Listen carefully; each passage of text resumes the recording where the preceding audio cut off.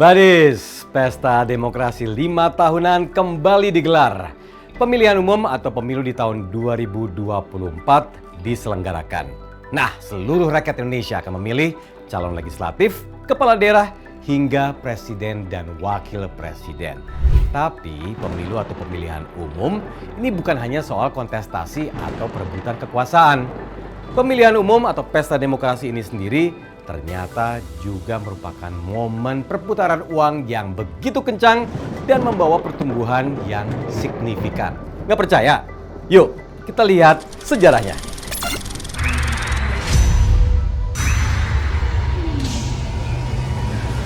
Pemilu Indonesia beberapa kali digelar dalam kondisi ekonomi yang terpuruk.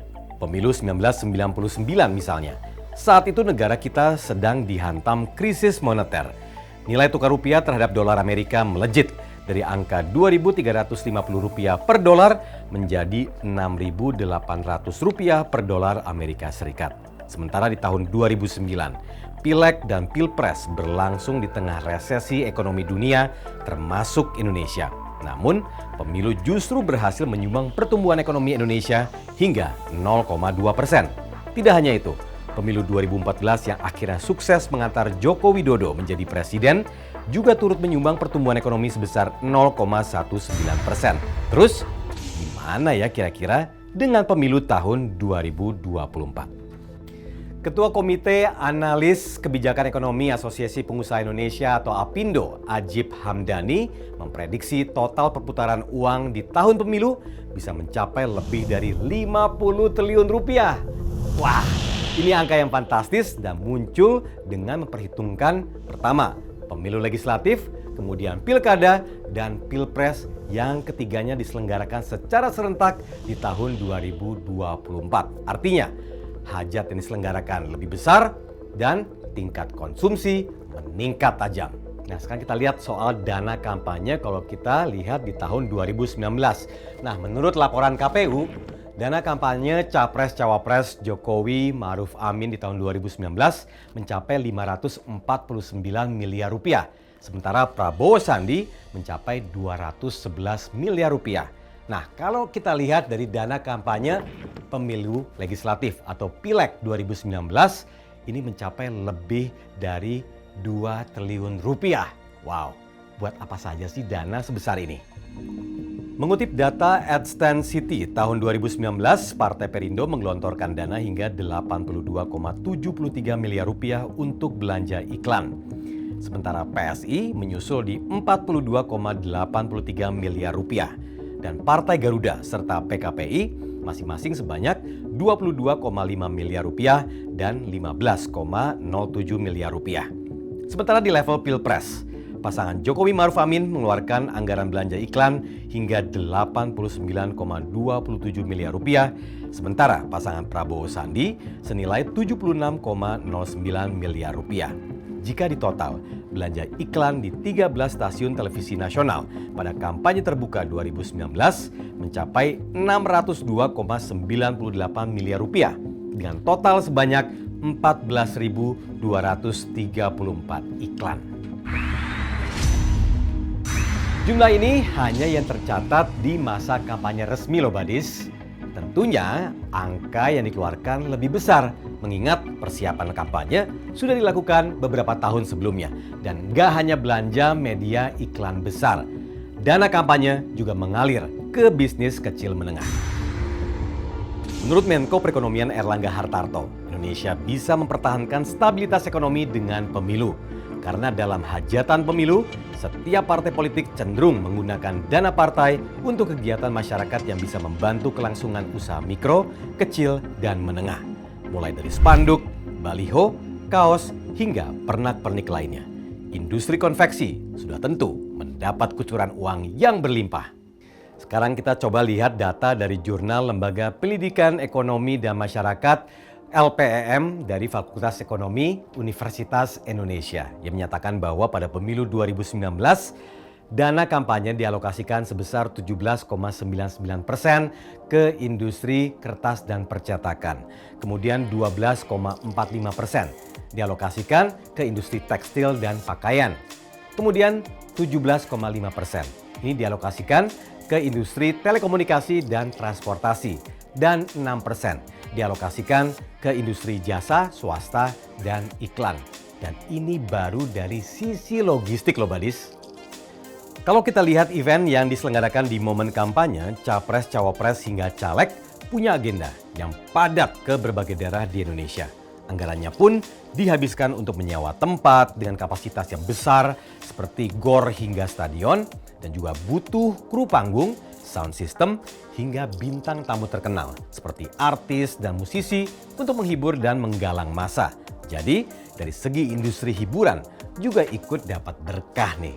Nah, dari cipratan dana kampanye itu, uang kembali diputar untuk kebutuhan hidup sehari-hari hingga menjadi modal usaha. Dengan ongkos pesta demokrasi yang dinilai tinggi, apakah cukup mendorong pertumbuhan ekonomi yang signifikan di masa pemerintahan terpilih nantinya? Dan satu lagi, jika memang dinilai mahal, seperti apakah ongkos perputaran uang pesta demokrasi yang baik untuk Indonesia? Jawabannya selengkapnya di Tominomics.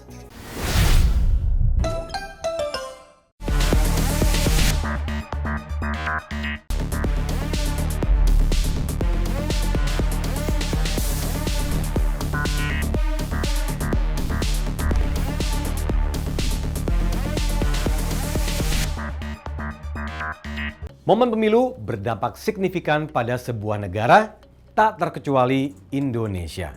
Mulai dari perputaran uang yang besar, kemudian stabilitas ekonomi jelang dan pasca pemilu.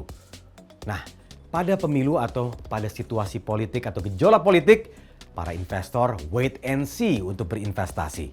Lalu bagaimanakah dampak pesta demokrasi terhadap perekonomian Indonesia sejauh ini? Kami akan membahasnya dengan peneliti Institute for Development of Economics and Finance atau INDEF, Narul Huda. Mas Huda, terima kasih banyak sudah meluangkan waktu buat kami semua di sini. Sama-sama Mas Tommy. Ini kalau kita bicarakan sekarang tahun pemilu ya. Iya. Udah bulan demi bulan pasti publik disuguhi banyak hal soal drama politik dan juga jelang menuju pesta demokrasi. Iya.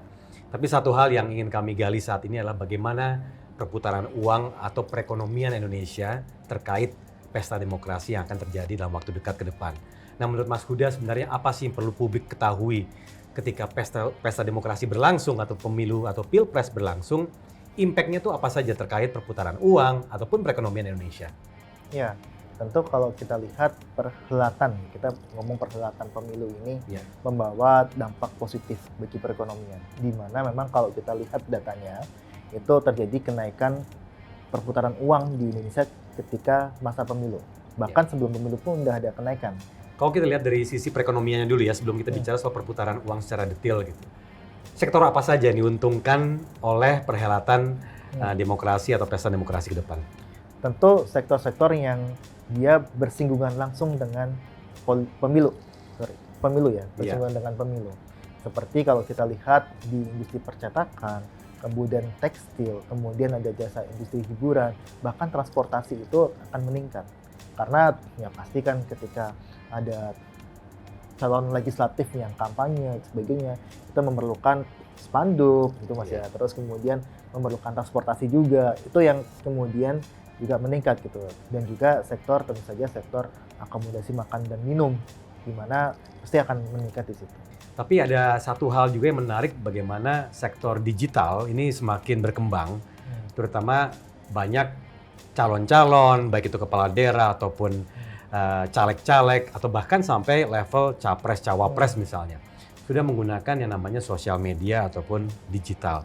Nah, bagaimana Mas Huda melihat hal ini berimpact pada cost ataupun pengeluaran ataupun daya serap dari para penggunanya?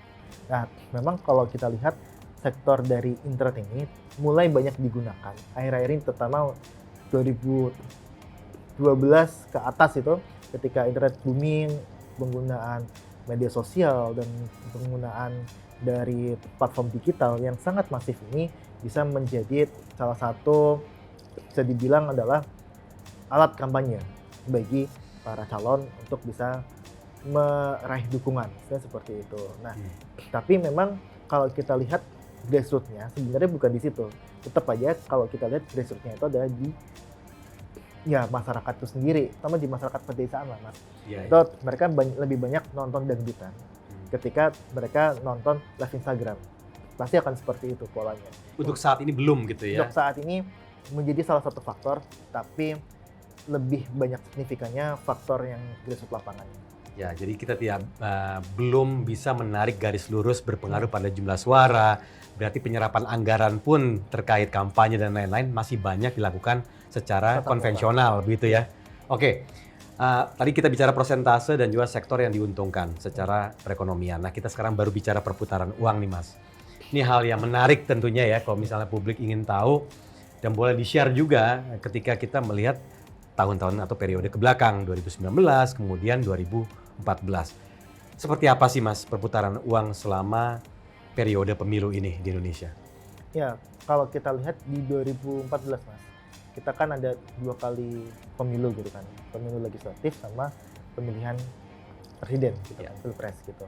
Nah, kalau kita lihat di rentang kampanye, baik itu pileg ya, terutama kalau pileg itu ada tambahan uang yang beredar di masyarakat sebesar 39 triliun. 39 triliun, ini 2014 ya? 14. Oke. Untuk pileg saja. Pileg aja. Ketika pilpres, ketika saya lihat datanya kembali, itu ternyata ada tambahan uang yang beredar masyarakat itu sekitar 38 triliun. Artinya jika kita gabungkan di pileg dan pilpres itu ada dana tambahan yang beredar di masyarakat sebesar 77 triliun. Dan ini jumlah yang cukup besar gitu. Dan ketika kita lihat memang ketika pilpres ataupun pileg gitu kan itu banyak ya bisa kita bilang banyak tadi ya untuk percetakan dan sebagainya, kampanye baik itu untuk mengundang hiburan dan sebagainya, itu pasti akan banyak di situ dan itu tercermin dari jumlah uang yang beredar. Nah, ketika tahun 2019 ketika pilpresnya dan pilegnya digabung atau serentak, itu saya hitung itu sekitar 70 triliun. Jadi turun dibandingkan dengan tahun 2014, tapi catatannya adalah ketika tahun 2019 pilpresnya itu diikuti oleh petahana, di mana pasti mempunyai keuntungan biar mereka lebih efisien dalam menggunakan dana kampanye. Tapi kalau dari 2 periode tersebut nih Mas Huda, apakah itu masih masuk dalam kategori cost efektif tidak? Secara apa ya, kalau kita melihat dari sisi cost, tentu kita bicara soal periode pemerintahannya setelah itu. Bagaimana pendapat Mas Huda terkait hal itu? Apakah pesta demokrasi di Indonesia ini secara short dinilai masih terlalu mahal dibandingkan pada saat zaman pemerintahannya, atau sebenarnya ini masih cukup oke? Ya, tentu kalau kita lihat ini kan besar sekali Mas ya. 70 triliun di tahun 2014, 70 triliun di tahun 2019 itu menimbulkan biaya ekonomi yang cukup tinggi bagi pemerintahan terpilih. Gitu. Nah, ini sebenarnya kita bisa lihat nih dari ongkos modal yang dikeluarkan untuk membuat satu unit output ekonomi. Nah, ini tercermin dari nilai I-Core. Nah, nilai I-Core ini ketika kita bandingin ya dengan sebelum pemerintahan sekarang dengan pemerintahan sekarang, itu memang ya memburuk Mas. Sebelumnya kita ada di angka 4 sampai 4,5 poin. Nah, sekarang ini 6,8 poin. Nah, nilai I-Core ini semakin tinggi itu semakin tidak efisien secara ekonomi untuk membentuk sebuah output perekonomian. Nah, makanya kalau kita lihat ini kemunduran sebenarnya. Dan itu ditimbulkan dari adanya cost politik yang memang besar. Dan kita nggak bisa memungkiri sebenarnya di Indonesia ini masih terjadi money politik. Kan sebenarnya kalau kita bicara anggaran untuk pesta demokrasi atau perhelatan politik ini sudah ditentukan aturannya sebenarnya.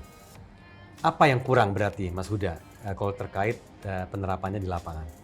Nah, kalau kita lihat aturan itu sudah ada, namun memang implementasi di lapangannya itu masih kurang dan itu sangat mudah sekali bocor gitu. Nah, kita yang perlu kita tingkatkan itu adalah selain dari sisi implementasinya, kemudian dari sisi pihak mana saja yang boleh untuk menyumbang ke partai politik, calon anggota legislatif, calon presiden, itu harus kita batasin gitu.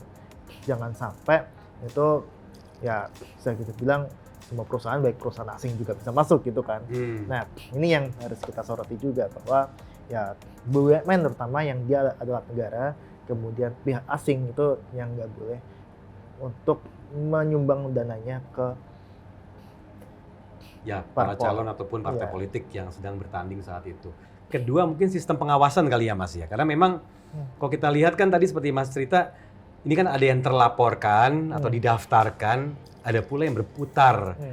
Ya kalau orang sebutkan misalnya apa ya, serangan fajar gitu ya, Iya. kalimat-kalimatnya seperti itu. Nah untuk mengecilkan potensi ini tentu harus ada pengawasan yang lebih ketat gitu Mas. Iya. Bagaimana Mas sudah melihat hal ini? Ya, pengawasan yang ketat juga dari sistem demokrasi kita sih Mas sebenarnya.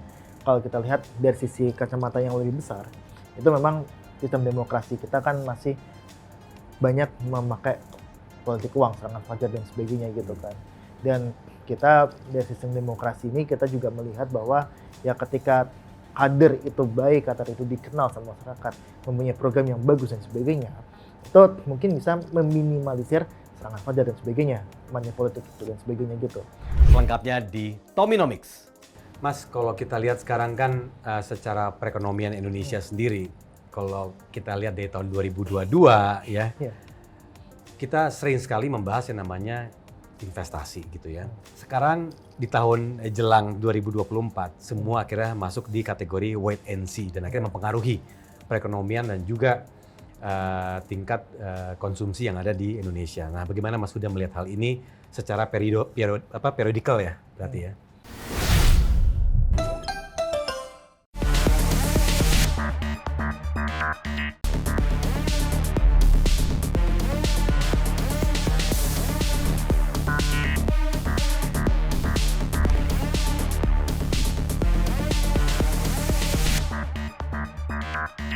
Mas, kalau kita lihat sekarang kan secara perekonomian Indonesia sendiri, kalau kita lihat dari tahun 2022 ya, Iya.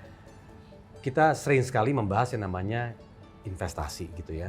Sekarang di tahun jelang 2024, semua akhirnya masuk di kategori wait and see dan akhirnya mempengaruhi perekonomian dan juga tingkat konsumsi yang ada di Indonesia. Nah, bagaimana Mas Huda melihat hal ini secara periodikal ya, berarti ya? Nah, ini yang menarik Mas Tom. Kalau kita lihat sebenarnya di 2019 itu sebenarnya investor ini ya ada yang wait and see, tapi mereka sangat confirm sekali dengan kepemilihan kembali Pak Jokowi gitu. Nah, di 2024 ini mungkin akan terjadi serupa ketika memang ada calon yang dia didukung oleh pemerintah sekarang gitu kan. Dimana itu pasti akan melanjutkan dong gitu kan. Iya. Tapi ya memang di satu sisi gitu kan, ada investor yang juga ya belum tentu loh itu yang ini terpilih kembali gitu. Jadi mereka akan mengganti haluannya gitu kan, bahwa ya akhirnya mereka akan wait and see kembali gitu. Dan ini memang relatif terjadi di tahun pemilu dengan presiden yang baru gitu. Pemerintahan sekarang ini beberapa kebijakannya pro investasi. Ya. Kalau kita lihat dari mulai undang-undang cipta kerja, kemudian beberapa hilirisasi produk tambang dan sebagainya, yang itu memang bisa dibilang adalah mereka pro investor.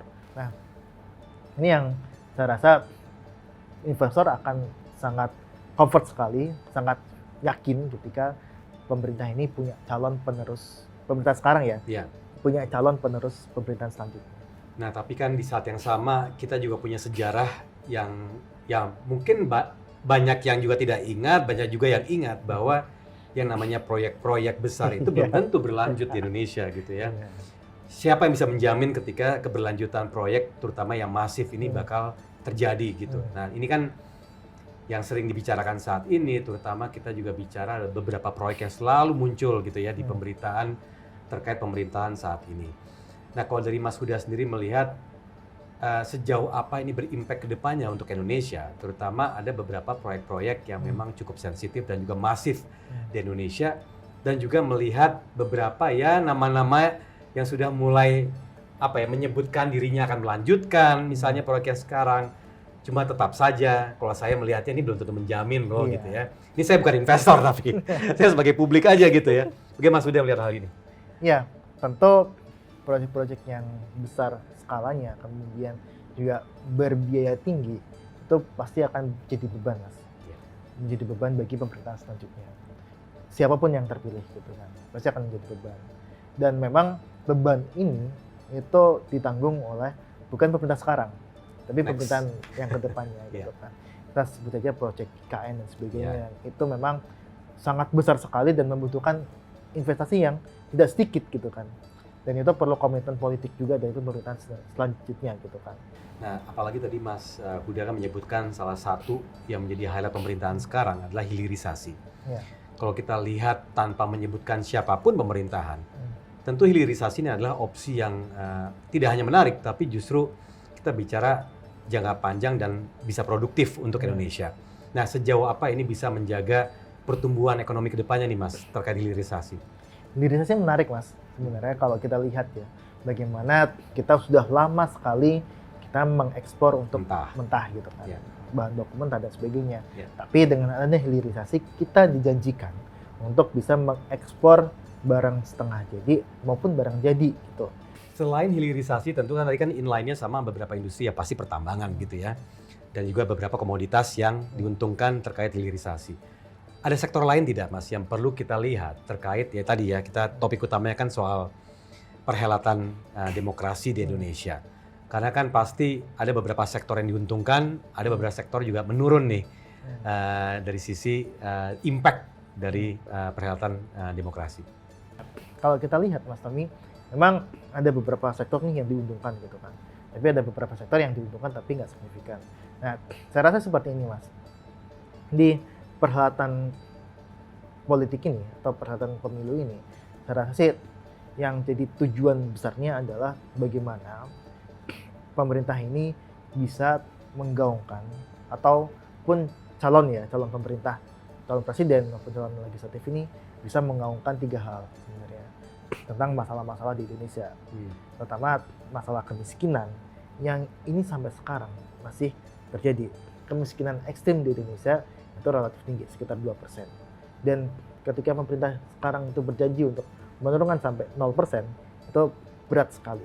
Dan ketika itu tidak tercapai, maka akan jadi PR bagi pemerintah selanjutnya. Yang kedua adalah mengenai ketimpangan ekonomi. Di mana ketimpangan ekonomi itu kalau saya bisa bilang stagnan di angka 0,38. Di mana ketika ini dijaga lebarnya gitu kan, lebar terus segitu, itu PR juga bagi pemerintah selanjutnya gitu kan. Yang akan berimpact kepada hal yang ketiga, yaitu pengangguran. Dimana kalau kita lihat ancaman PHK ini kan masih terjadi ya. Ketika kita lihat ekonomi global ini masih memanas, kemudian the Fed rate ini masih ingin meningkatkan suku bunganya gitu kan. Nah, ini yang menjadikan masalah pengangguran kemungkinan besar masih akan jadi PR, dan itu akan jadi beban juga bagi pemerintah selanjutnya. Nah, apapun sektornya, ketiga masalah ini yang harus dibahas ataupun jadi prioritas lah bagi pemerintah selanjutnya. Oke, terakhir nih Mas, karena yang nonton ini kan juga investor gitu ya, nonton juga publik gitu ya. Berarti faktor apa saja sih yang perlu mereka lihat? Ini kita nggak bicara soal siapa gitu ya yang dipilih, tapi lebih ke program kerja dan juga apa saja kebijakan yang memang dibutuhkan oleh para investor dan juga publik ketika mereka melihat pesta atau perhelatan politik ini berlangsung ke depannya sebagai penutup. Kalau saya lihat sih Mas, bagi investor gitu kan, tentu saja itu adalah keyakinan dari sisi politiknya. Dari keyakinan sisi politik untuk bisa mereka menumbuhkan rasa kepercayaan terhadap pemerintah selanjutnya.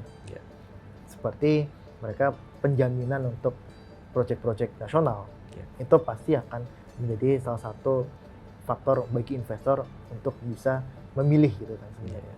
Terus kemudian bagi masyarakat itu adalah ya kita pasti ngomongin mengenai pro-pur. Bagaimana pemerintah yang selanjutnya itu mengatasi 3 masalah tadi, sosial tadi, kemiskinan, kesenjangan, sama pengangguran.